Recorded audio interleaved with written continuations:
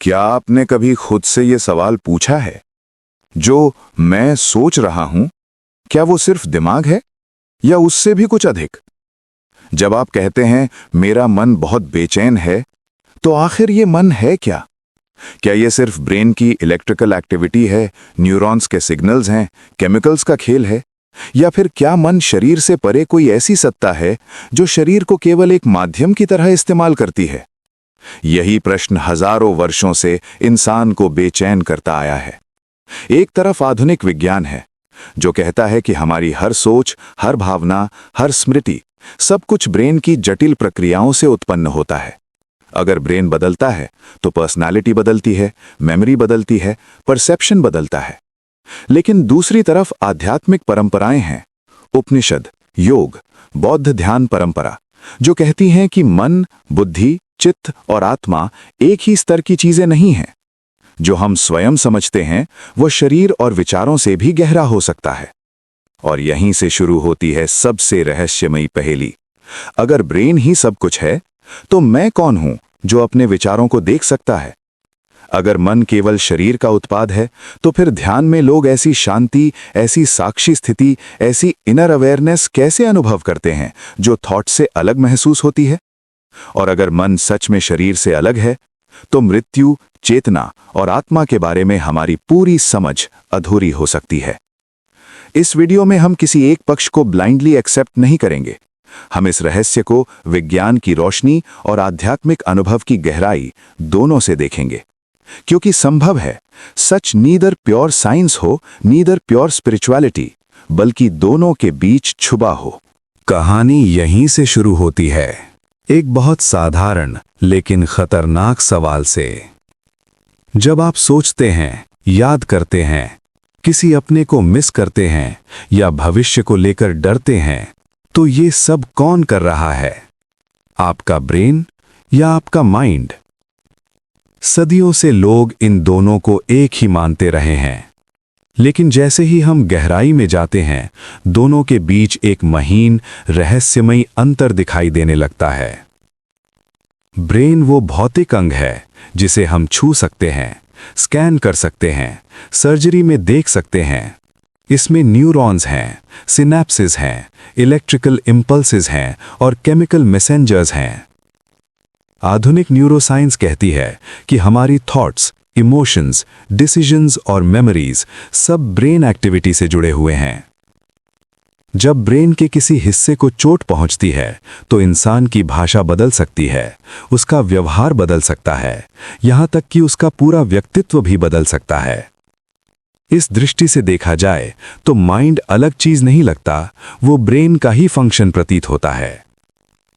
लेकिन यहीं पर पहली दरार दिखाई देती है, क्योंकि माइंड को हम सीधे देख नहीं सकते। हम ब्रेन को देख सकते हैं, पर थॉट को नहीं। हम न्यूरल एक्टिविटी रिकॉर्ड कर सकते हैं, पर दुख के सब्जेक्टिव अनुभव को मशीन में पकड़ नहीं सकते। विज्ञान ये बता सकता है कि जब आप दुखी होते हैं, तब ब्रेन के कौन से रीजन्स एक्टिव होते हैं, लेकिन वो अभी भी ये पूरी तरह नहीं समझा पाया कि एक इलेक्ट्रिकल सिग्नल कैसे अनुभव बन जाता है। इसे ही कुछ दार्शनिक और वैज्ञानिक हार्ड प्रॉब्लम ऑफ कॉन्शियसनेस कहते हैं, यानी पदार्थ से अनुभव कैसे पैदा होता है। आध्यात्मिक परंपराएं यहीं एक अलग दृष्टि देती हैं। वे कहती हैं कि ब्रेन एक इंस्ट्रूमेंट हो सकता है, लेकिन माइंड उसका उपयोग करने वाली सूक्ष्म प्रक्रिया है। जैसे एक म्यूजिशियन और उसका इंस्ट्रूमेंट अलग होते हैं, वैसे ही चेतना और ब्रेन का संबंध हो सकता है। योग दर्शन में मन, बुद्धि, अहंकार और आत्मा को अलग-अलग स्तरों पर समझा गया है। वहां शरीर अंतिम सत्य नहीं है, वो केवल अभिव्यक्ति का माध्यम है। तो असली रहस्य ये नहीं कि ब्रेन इंपॉर्टेंट है या नहीं, वो निश्चित ही है। असली रहस्य ये है कि क्या ब्रेन माइंड को उत्पन्न करता है या माइंड ब्रेन के माध्यम से खुद को व्यक्त करता है। और अगर दूसरा सच हुआ, तो जो हम अपने बारे में मानते आए हैं वो शायद केवल सतह भर है। यहीं से ये मिस्ट्री और गहरी होने लगती है। कल्पना कीजिए, आप शांत बैठे हैं और अचानक आपके भीतर एक विचार उठता है। कोई पुरानी याद, कोई अधूरा डर, कोई अनकहा वाक्य, वो विचार आया और आपने उसे देखा। अब जरा रुक कर पूछिए कि जो विचार आया वो एक चीज है, लेकिन जो उसे देख रहा है वो कौन है? अगर ब्रेन ही सब कुछ है, तो ये देखने वाला कौन है जो अपने ही थॉट्स को आते जाते महसूस करता है? यही वो जगह है जहां माइंड वर्सेस ब्रेन की बहस एक साधारण वैज्ञानिक चर्चा नहीं रहती, बल्कि चेतना के सबसे गहरे रहस्य में बदल जाती है। आधुनिक न्यूरोसाइंस कहती है कि हमारे भीतर सेल्फ की भावना भी ब्रेन की ही रचना हो सकती है। मस्तिष्क अलग अलग सेंसरी सिग्नल्स, मेमोरी, लैंग्वेज और बॉडी अवेयरनेस को जोड़कर एक कहानी बनाता है, एक नैरेटिव सेल्फ, जिसे हम मैं कहते हैं। कुछ एक्सपेरिमेंट्स में देखा गया कि डिसीजन लेने से कुछ मिलीसेकंड्स पहले ही ब्रेन एक्टिविटी शुरू हो जाती है, जैसे मस्तिष्क पहले तय करता है और हमें बाद में लगता है कि मैंने निर्णय लिया। इससे कुछ वैज्ञानिक ये तर्क देते हैं कि फ्री विल भी शायद एक सब्जेक्टिव इल्यूजन हो सकती है, यानी जो मैं खुद को कंट्रोलर समझता है वो संभवतः ब्रेन की बनाई हुई एक अनुभूति मात्र हो। लेकिन इस निष्कर्ष के साथ एक बेचैन कर देने वाला सवाल खड़ा होता है। अगर मैं केवल ब्रेन की कहानी हूं, तो फिर ये कहानी खुद को देख कैसे रही है? ध्यान की गहरी अवस्थाओं में जब विचार धीमे पड़ जाते हैं, तब बहुत से साधक एक ऐसी साक्षी स्थिति का अनुभव बताते हैं जिसमें थॉट्स हैं, इमोशंस हैं, सेंसेशंस हैं, लेकिन उनके पीछे एक मौन उपस्थिति भी है जो बस देख रही है। उपनिषद इसी को दृष्टा कहकर पुकारते हैं, वो जो बदलते हुए अनुभवों के बीच स्वयं नहीं बदलता। बौद्ध परंपरा इसे अलग भाषा में देखती है। वहां स्थायी आत्मा की बात नहीं, बल्कि निरंतर बदलते हुए अनुभवों के पीछे एक जागरूकता की प्रक्रिया को समझा जाता है। भाषा भले बदल जाए, संकेत एक ही रहस्य की ओर जाता है। क्या अवेयरनेस थॉट से अलग कोई गहराई रखती है? विज्ञान भी पूरी तरह इस प्रश्न से भाग नहीं सका है। ब्रेन स्कैन्स हमें कोरिलेशंस दिखाते हैं। जब ध्यान होता है तो कौन से नेटवर्क्स शांत होते हैं, जब सेल्फ रेफरेंशियल थिंकिंग घटती है तो डिफॉल्ट मोड नेटवर्क में क्या बदलाव आता है। लेकिन कोरिलेशन और ओरिजिन एक ही बात नहीं है। अगर किसी अनुभव के साथ ब्रेन एक्टिविटी जुड़ी है, तो यह साबित नहीं होता कि वही एक्टिविटी उस अनुभव का अंतिम कारण भी है। जैसे जब आप संगीत सुनते हैं तो स्पीकर वाइब्रेट करता है, पर वाइब्रेशन और संगीत का अर्थ एक ही चीज नहीं है। संभव है ब्रेन चेतना का सोर्स हो, यह भी संभव है ब्रेन चेतना का रिसीवर या फिल्टर हो। और सच कहें तो इस बहस का अंतिम उत्तर अभी भी हमारे हाथ में नहीं है। यही इस मिस्ट्री का सबसे तीखा मोड़ है।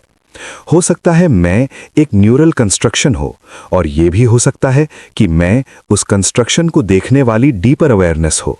सवाल अभी खुला है, लेकिन एक बात साफ है, जो खुद को मैं कहता है वो उतना सिंपल नहीं है जितना बायोलॉजी की किताबों में दिखाई देता है। शायद हमारे भीतर कोई ऐसी परत है जिसे न पूरी तरह माइक्रोस्कोप समझ पाया है, न ही केवल दर्शन। और यही परत हमें अगले प्रश्न तक ले जाती है। अगर चेतना सिर्फ ब्रेन की उपज नहीं है, तो मृत्यु और शरीर के खत्म होने के बाद उसका क्या होता है? आप लाल रंग देखते हैं और तुरंत पहचान लेते हैं कि ये लाल है। आप दर्द महसूस करते हैं और जानते हैं कि ये केवल सिग्नल नहीं, एक वास्तविक अनुभव है। आप किसी अपने की आवाज सुनते हैं और आपके भीतर भावनाएं उठती हैं। अब सोचिए, इन सब में सबसे रहस्यमयी चीज क्या है? केवल ये नहीं कि ब्रेन सिग्नल्स भेज रहा है। सबसे बड़ा रहस्य ये है कि सिग्नल आखिर अनुभव कैसे बन गया। यही वो बिंदु है जहां चेतना का प्रश्न विज्ञान की सबसे कठिन पहेलियों में बदल जाता है। न्यूरोसाइंस हमें बताती है कि जब आप कोई दृश्य देखते हैं तो लाइट आपकी आंखों में प्रवेश करती है, रेटिना उसे इलेक्ट्रिकल सिग्नल्स में बदलती है और ब्रेन के विजुअल एरियाज उन सिग्नल्स को प्रोसेस करते हैं। जब आप दर्द महसूस करते हैं तो नर्व्स इंफॉर्मेशन भेजती हैं, ब्रेन उसे रजिस्टर करता है। यह पूरा मैकेनिज्म अद्भुत है, सटीक, जटिल और अत्यंत प्रभावशाली। लेकिन समस्या यह है कि इस पूरी प्रोसेस का वर्णन करने के बाद भी एक सवाल बचा रह जाता है। ये सब भीतर से कैसा लगता है? ये हिस्सा कहां से आया? एक न्यूरॉन फायर करता है, फिर दूसरा, फिर तीसरा, लेकिन किस क्षण केमिस्ट्री फीलिंग बन जाती है? किस मोड़ पर पदार्थ अनुभव में बदलता है? दार्शनिक डेविड चाल्मर्स ने इसी को हार्ड प्रॉब्लम ऑफ कॉन्शियसनेस कहा। यानी मस्तिष्क की प्रक्रियाएं तो समझी जा सकती हैं, लेकिन सब्जेक्टिव एक्सपीरियंस की उत्पत्ति अभी भी रहस्य है। विज्ञान बहुत कुछ समझा चुका है। कौन से ब्रेन नेटवर्क्स अटेंशन से जुड़े हैं, कौन से मेमोरी से, कौन से सेल्फ प्रोसेसिंग से। लेकिन क्वालिया यानी अनुभव का निजी स्वाद, जैसे लाल रंग का लालपन, दर्द की पीड़ा, प्रेम की ऊष्मा, ये अब भी पूरी तरह एक्सप्लेन नहीं हुआ। मशीन सिग्नल प्रोसेस कर सकती है, लेकिन क्या वो सच में महसूस भी करती है? और अगर नहीं, तो इंसान में ऐसा क्या अलग है? यहीं आध्यात्मिक दृष्टिकोण एक और दरवाजा खोलता है। वेदांत कहता है कि चेतना किसी पदार्थ से उत्पन्न हुई वस्तु नहीं, बल्कि मूल आधार है जिसके भीतर माइंड और बॉडी प्रकट होते हैं। सांख्य और योग दर्शन में पुरुष और प्रकृति का भेद इसी दिशा में जाता है। एक तरफ शुद्ध साक्षी चेतना, दूसरी तरफ बदलती मानसिक और भौतिक प्रक्रियाएं। बौद्ध विचारधारा भले स्थायी आत्मा की बात ना करे, फिर भी अनुभव की क्षण क्षण बदलती जागरूकता को केवल स्थूल शरीर तक सीमित नहीं करती। इन परंपराओं में चेतना को अक्सर ऐसी रोशनी माना गया है जिसमें विचार, स्मृतियां और संवेदनाएं दिखाई देती हैं। रोशनी वस्तुओं से पैदा नहीं होती, वस्तुएं रोशनी में दिखाई देती हैं। ये उपमा सरल है, पर संकेत बहुत गहरा देती है। फिर भी यहां सावधानी जरूरी है। आध्यात्मिक अनुभव और वैज्ञानिक प्रमाण एक जैसी चीजें नहीं हैं। अनुभव गहरे हो सकते हैं, ट्रांसफॉर्मेटिव भी हो सकते हैं, लेकिन वे हमेशा यूनिवर्सल प्रूफ नहीं बन जाते। उसी तरह साइंटिफिक मॉडल शक्तिशाली हो सकता है, पर उसकी करंट सीमा ये नहीं मिटा देती कि मिस्ट्री समाप्त हो गई। सच शायद इन दोनों के बीच कहीं है। शायद कॉन्शियसनेस एमर्जेंट है, यानी कॉम्प्लेक्सिटी से पैदा होती है, या शायद कॉन्शियसनेस फंडामेंटल है, यानी पदार्थ से पहले की वास्तविकता का हिस्सा। अभी दोनों संभावनाएं खुली हैं, और यही इस रहस्य की खूबसूरती भी है और बेचैनी भी। हम अनुभव करते हैं, पर अनुभव का स्रोत नहीं जानते। हम सोचते हैं, पर सोच को प्रकाशित करने वाली सत्ता को नहीं पकड़ पाते। ब्रेन मैप किया जा सकता है, लेकिन अवेयरनेस अब भी हाथ से फिसल जाती है। और जब कोई चीज बार बार समझ में आते आते छूट जाए, तो शक पैदा होता है। क्या हम गलत दरवाजे से प्रवेश करने की कोशिश कर रहे हैं? शायद चेतना कोई ऐसी वस्तु नहीं जिसे केवल बाहर से देखकर समझा जा सके। शायद उसे समझने के लिए भीतर उतरना पड़े। और यहीं से अगला सवाल उठता है। ध्यान, समाधि और नियर डेथ एक्सपीरियंसेस जैसे अनुभव इस रहस्य पर क्या रोशनी डालते हैं? मान लीजिए आप बिल्कुल शांत बैठते हैं, आंखें बंद हैं, बाहर की दुनिया धीमी पड़ने लगती है। पहले शरीर का एहसास आता है, फिर सांस, फिर विचारों का शोर। कुछ देर बाद आप नोटिस करते हैं कि विचार अब भी आ रहे हैं, लेकिन आप उनसे थोड़े अलग हैं। वे उठते हैं, गुजरते हैं, और कोई भीतर है जो बस देखता है। ये अनुभव साधारण लग सकता है, लेकिन यहीं से एक असाधारण प्रश्न जन्म लेता है। अगर थॉट्स ही माइंड हैं, तो थॉट्स को देखने वाला कौन है? ध्यान की परंपराओं में इस विटनेसिंग अवेयरनेस का वर्णन बार बार मिलता है। उपनिषद इसे साक्षी कहती हैं, वो जो जागृत, स्वप्न और सुषुप्ति तीनों अवस्थाओं में अंततः उपस्थित रहता है। योग सूत्र चित्तवृत्ति और दृष्टा के भेद की बात करता है। मानो विचार, भावनाएं और मानसिक तरंगें एक चीज हैं और उन्हें देखने वाली चेतना दूसरी। बौद्ध विपश्यना परंपरा में भी साधक सेंसेशंस, फीलिंग्स और थॉट्स को पकड़ने की बजाय ऑब्जर्व करना सीखता है। जैसे जैसे ये अभ्यास गहरा होता है, व्यक्ति को अनुभव होने लगता है कि वो हर विचार नहीं है, हर भावना नहीं है, बल्कि उन सब का देखने वाला प्रवाह है। ये अनुभूति बहुतों के लिए केवल रिलैक्सेशन नहीं, बल्कि अस्तित्व की बुनियादी समझ को हिला देने वाली घटना बन जाती है। विज्ञान ने भी मेडिटेशन को गंभीरता से स्टडी करना शुरू किया है। ब्रेन इमेजिंग में ये देखा गया कि नियमित ध्यान करने वालों में अटेंशन, इमोशनल रेगुलेशन और सेल्फ रेफरेंशियल प्रोसेसिंग से जुड़े नेटवर्क्स में बदलाव हो सकते हैं। खासकर डिफ़ॉल्ट मोड नेटवर्क, जो अक्सर सेल्फ टॉक, रूमिनेशन और पास्ट फ्यूचर वॉन्डरिंग से जुड़ा माना जाता है, गहरे मेडिटेशन में शांत पड़ सकता है। इसका अर्थ ये नहीं कि स्पिरिचुअलिटी वैज्ञानिक रूप से साबित हो गई है, लेकिन इतना जरूर संकेत मिलता है कि ध्यान केवल कल्पना नहीं है, ये ब्रेन फंक्शन को मेजरेबल ढंग से बदल सकता है। सवाल फिर भी वही है, क्या मेडिटेशन ब्रेन को बदलकर एक अनुभव पैदा कर रही है, या ब्रेन उस डीपर अवेयरनेस के अनुभव के लिए शांत हो रहा है जो पहले से मौजूद थी? यहीं सस्पेंस और बढ़ जाता है, क्योंकि बहुत से साधक बताते हैं कि कुछ क्षणों में उन्हें बॉडी बाउंड्रीज हल्की लगती हैं, समय धीमा महसूस होता है और सेल्फ की सामान्य पहचान पिघलती हुई सी लगती है। अब वैज्ञानिक दृष्टि कहेगी ये ऑल्टर्ड स्टेट्स हैं जिनके पीछे न्यूरल डायनामिक्स हैं।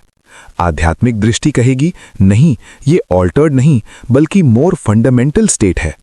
ऑल्टर्ड तो हमारी सामान्य बेचैन फ्रैगमेंटेड अवस्था है। दोनों दृष्टियां एक ही घटना को अलग भाषा में देखती हैं, लेकिन दोनों ये मानने को मजबूर हैं कि मानव अनुभव हमारी रोजमर्रा की जागरूकता से कहीं अधिक गहरा और बहुस्तरीय है। यही कारण है कि ध्यान केवल स्ट्रेस रिलीफ का टूल नहीं बल्कि कॉन्शियसनेस रिसर्च की जीवित प्रयोगशाला बन गया है। क्योंकि जहां लैब बाहरी मेजरमेंट देती है, मेडिटेशन इनर ऑब्जर्वेशन देता है। एक बाहर से मैप बनाता है, दूसरा भीतर से टेरेन महसूस कराता है। और जब दोनों को साथ रखा जाता है तो एक अनसेटलिंग पॉसिबिलिटी उभरती है। हो सकता है जो सेल्फ हम रोज जीते हैं वो अंतिम सेल्फ न हो सकता है उसके पीछे कोई और परत हो, साइलेंट, अवेयर, विटनेसिंग। लेकिन अगर ऐसा है तो एक और कठिन सवाल सामने आता है। ध्यान की अवस्था में बॉडी सेंस बदल सकता है, सेल्फ सेंस ढीला पड़ सकता है, अवेयरनेस गहरी हो सकती है। तो क्या एक्सट्रीम स्थितियों में जैसे क्लिनिकल डेथ के करीब कुछ ऐसा ही या उससे भी अधिक अजीब घटता है? यही हमें अगले अध्याय की ओर ले जाता है। इतिहास में ऐसे अनगिनत लोग मिलते हैं जिन्होंने मौत के करीब जाकर कुछ ऐसा अनुभव होने का दावा किया जिसे सुनकर साधारण समझ हिल जाती है। किसी ने कहा कि उसने अपने शरीर को बाहर से देखा, किसी ने तेज प्रकाश, गहरी शांति या जीवन की पूरी झलक एक साथ महसूस की। किसी ने बताया कि डॉक्टर्स उसके शरीर पर काम कर रहे थे, लेकिन उसका अनुभव मानो कहीं और से हो रहा था। इन घटनाओं को आज हम नियर डेथ एक्सपीरियंसेस यानी NDEs के नाम से जानते हैं। सवाल सीधा है, लेकिन जवाब खतरनाक रूप से जटिल। क्या ये डाइंग ब्रेन की अंतिम एक्टिविटी है या चेतना सचमुच शरीर की सीमाओं से बाहर कुछ अनुभव कर सकती है? वैज्ञानिक दृष्टिकोण सबसे पहले फिजियोलॉजिकल एक्सप्लेनेशन खोजता है। जब शरीर एक्सट्रीम स्ट्रेस में होता है, ऑक्सीजन कम होती है, ब्रेन केमिस्ट्री बदलती है, कॉर्टिकल डिसइनहिबिशन हो सकती है, हेलुसिनेशन जैसे अनुभव पैदा हो सकते हैं।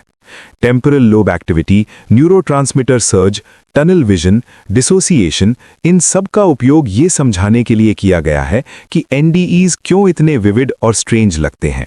ये मॉडल कई मामलों में मजबूत भी लगता है, क्योंकि ब्रेन की ऑल्टर्ड स्टेट्स वास्तव में एक्स्ट्राऑर्डिनरी एक्सपीरियंसेस पैदा कर सकती हैं। सपने, साइकेडेलिक स्टेट्स, एनेस्थीसिया अवेयरनेस, हम जानते हैं कि ब्रेन जब अपनी सामान्य अवस्था से हटता है तो अनुभव की दुनिया ड्रामेटिकली बदल सकती है। लेकिन फिर कुछ रिपोर्ट्स इस सरल व्याख्या को चुनौती देती हैं।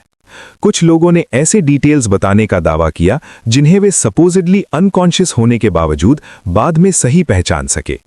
कुछ रिसर्चर्स ने इस क्षेत्र में हॉस्पिटल सेटिंग्स में प्रोस्पेक्टिव स्टडीज भी की ताकि ये समझा जा सके कि कार्डियक अरेस्ट या डीप अनकॉन्शियस स्टेट्स में सब्जेक्टिव अवेयरनेस का कोई पैटर्न मिलता है या नहीं। अब तक एविडेंस निर्णायक नहीं है। कुछ फाइंडिंग्स उत्सुकता जगाती हैं, लेकिन वे इतने मजबूत नहीं कि मेनस्ट्रीम साइंस ये कह दे कि कॉन्शियसनेस बॉडी से अलग होकर सर्वाइव करती है। फिर भी एक असुविधाजनक सच्चाई बनी रहती है। इस क्षेत्र को पूरी तरह बंद फाइल की तरह भी नहीं देखा जा सकता। आध्यात्मिक परंपराएं यहां बिल्कुल अलग कॉन्फिडेंस से बात करती हैं। वे कहती हैं कि शरीर का समाप्त होना चेतना का समाप्त नहीं है। वेदांत आत्मा को जन्म मृत्यु से परे मानता है। योग और तंत्र की कुछ धाराएं सटिल बॉडी, प्राणा और कॉन्शियसनेस कंटिन्यूटी की बात करती हैं।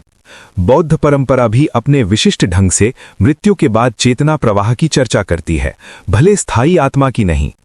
इन दृष्टिकोणों में NDEs कोई अनोमली नहीं, बल्कि उस बड़े आध्यात्मिक नक्शे की छोटी झलक हो सकती है जिसे आधुनिक विज्ञान ने अभी पूरी तरह पढ़ा ही नहीं है। लेकिन यहां सबसे जरूरी बात है, मोहित हो जाना और निष्कर्ष पर कूद जाना दोनों खतरनाक हैं। हर अद्भुत अनुभव मेटाफिजिकल प्रूफ नहीं होता, और हर अनएक्सप्लेन्ड घटना को केमिकल इल्यूजन कह देना भी इंटेलेक्चुअल ऑनेस्टी नहीं है। हम अभी सीमा रेखा पर खड़े हैं। एक तरफ फिजियोलॉजी है, दूसरी तरफ लिव्ड एक्सपीरियंस। एक तरफ मेजरेबल ब्रेन स्टेट्स, दूसरी तरफ ऐसी टेस्टिमनी जो इतने लोगों में मिलती जुलती है कि उन्हें पूरी तरह नजरअंदाज करना आसान नहीं। यही NDE डिबेट का दिल है। अगर सब कुछ ब्रेन है तो मरते हुए ब्रेन में इतना कोहेरेंट, मीनिंगफुल और ट्रांसफॉर्मेटिव एक्सपीरियंस क्यों उभरता है? और अगर चेतना ब्रेन से परे जा सकती है तो हमें कॉन्शियसनेस की पूरी साइंस को फिर से लिखना पड़ सकता है।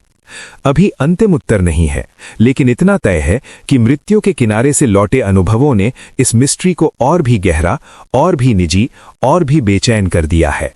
और अब अगला प्रश्न अनिवार्य हो जाता है, अगर माइंड और ब्रेन का संबंध इतना जटिल है, तो क्या हमारी पहचान, हमारी यादें और हमारी पर्सनैलिटी भी स्थायी नहीं, बल्कि केवल बदलती रचनाएं हैं? आप आज जो खुद को मानते हैं, आपका नाम, आपकी पसंद, आपके डर, आपकी मान्यताएं, आपकी यादें, क्या यही आप हैं? पहली नजर में जवाब हाँ लगता है। हम अपनी यादों से खुद को पहचानते हैं। हमें लगता है कि बचपन से अब तक एक ही मैं चला आ रहा है। लेकिन न्यूरोसाइंस इस धारणा पर पहली चोट मेमोरी के स्तर पर ही करती है। यादें कैमरे की तरह स्टोर्ड नहीं रहती, वे हर बार रिकॉल होने पर कुछ हद तक रिकंस्ट्रक्ट होती हैं।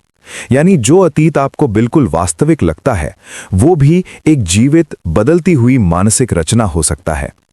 ब्रेन इंजरी और न्यूरोलॉजिकल केसेस इस रहस्य को और गहरा कर देते हैं। किसी व्यक्ति के फ्रंटल लोब में डैमेज हो जाए तो उसका जजमेंट, इंपल्स कंट्रोल और सोशल बिहेवियर बदल सकता है।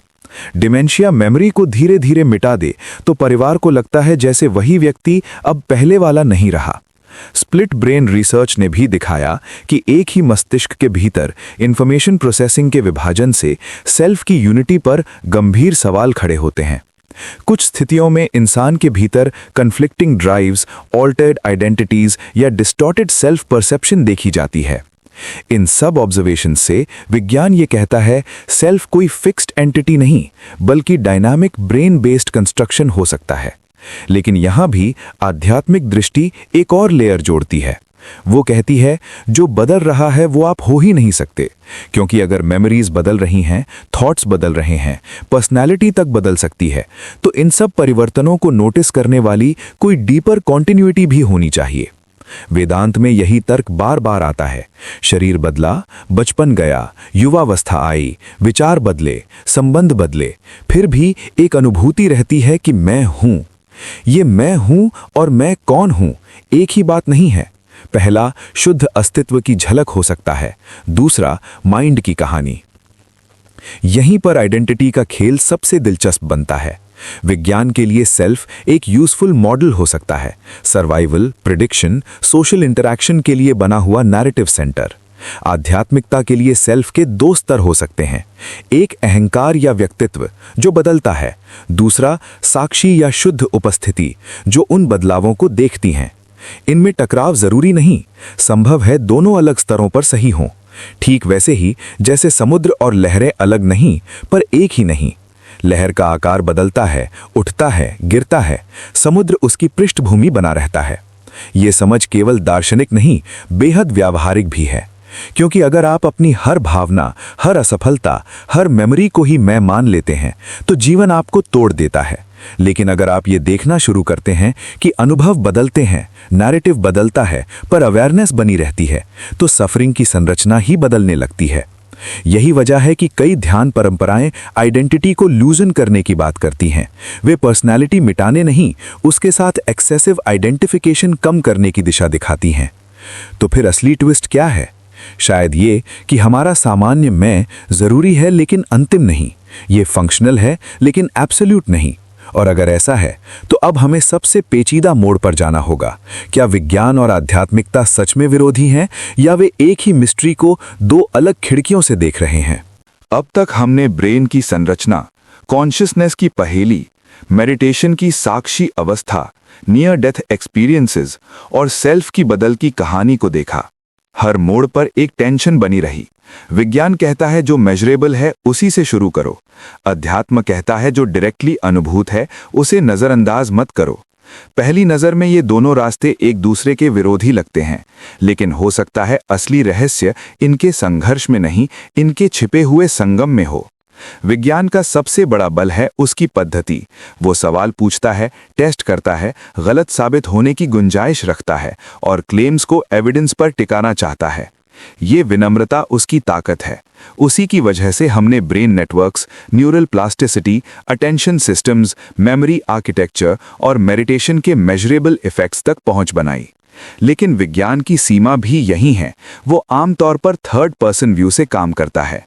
वो देखता है कि सिस्टम क्या कर रहा है, पर कॉन्शियसनेस की समस्या में फर्स्ट पर्सन एक्सपीरियंस भी केंद्रीय है। दर्द सिर्फ नर्व सिग्नल नहीं है, वो महसूस किया गया दर्द है। प्रेम सिर्फ हार्मोन नहीं, लिव्ड एक्सपीरियंस है। अवेयरनेस सिर्फ नेटवर्क पैटर्न नहीं, एक जीवित उपस्थिति का प्रश्न भी है। अध्यात्म का बल यह है कि वो इसी फर्स्ट पर्सन टेरिटरी में प्रवेश करता है। वो कहता है भीतर देखो, ऑब्जर्व करो, आइडेंटिफाई मत करो, विटनेस बनो। ध्यान, आत्म परीक्षण, समाधि, विपश्यना, ये सब कॉन्शियसनेस को बाहर से नहीं, भीतर से समझने के साधन हैं। लेकिन अध्यात्म की कमजोरी तब शुरू होती है जब अनुभव को बिना जांच के यूनिवर्सल ट्रुथ घोषित कर दिया जाता है। हर intense inner experience ultimate reality नहीं होता। मन इल्यूजन भी पैदा कर सकता है, सिंबॉलिज्म भी, प्रोजेक्शन भी।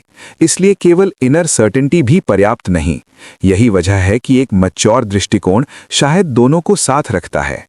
विज्ञान हमें ये सिखाता है कि एक्स्ट्राऑर्डिनरी क्लेम्स के लिए मजबूत एविडेंस चाहिए। अध्यात्म हमें ये सिखाता है कि रियलिटी को केवल बाहरी मेजरमेंट से नहीं समझा जा सकता। एक बिना दूसरे के अधूरा है। केवल विज्ञान कभी कभी ह्यूमन एक्सपीरियंस को रिडक्शन में बदल देता है। केवल अध्यात्म कभी कभी एम्बिग्विटी को सर्टेनिटी का वस्त्र पहनाकर भ्रम पैदा कर देता है। लेकिन जब दोनों विनम्र होते हैं तब एक नई संभावना जन्म लेती है, कॉन्शियसनेस को एक बहुस्तरीय फिनोमिनन की तरह समझने की। तो क्या मन सच में शरीर से अलग है? इस प्रश्न का ईमानदार उत्तर यह है कि अभी हमारे पास अंतिम प्रमाण नहीं है। विज्ञान ने यह दिखाया है कि ब्रेन और माइंड का रिश्ता गहरा, घनिष्ठ और अविभाज्य सा प्रतीत होता है। आध्यात्मिक अनुभवों ने यह संकेत दिया है कि अवेयरनेस की कोई डीपर डायमेंशन हो सकती है जो सामान्य मानसिक गतिविधियों से परे महसूस होती है। शायद माइंड ब्रेन से पैदा होता है, शायद ब्रेन माइंड को व्यक्त करता है, शायद दोनों एक ही वास्तविकता के दो पहलू हैं, जैसे वेव और पार्टिकल, फॉर्म और फील्ड, इंस्ट्रूमेंट और म्यूजिक। और शायद यही इस मिस्ट्री की सबसे सुंदर बात है कि ये हमें विनम्र बनाती है। हम अपने ही अनुभव के केंद्र में रहते हैं, फिर भी उसे पूरी तरह समझ नहीं पाए। हम सोचते हैं, महसूस करते हैं, प्रेम करते हैं, डरते हैं, ध्यान करते हैं और अपने भीतर कुछ ऐसा छूते हैं जो शब्दों से बाहर लगता है। संभव है उसी अनकहे क्षेत्र में माइंड और ब्रेन का असली संबंध छिपा हो। और तब सवाल केवल ये नहीं रह जाता कि मन शरीर से अलग है या नहीं। सवाल ये बन जाता है कि क्या हम इतने शांत, इतने जागरूक, इतने ईमानदार हो सकते हैं कि उस रहस्य को बिना जल्दबाजी के देख सकें? अगर ये प्रश्न अभी भी आपके भीतर गूंज रहा है तो शायद यही इसका सबसे सच्चा उत्तर है। मिस्ट्री अभी जीवित है।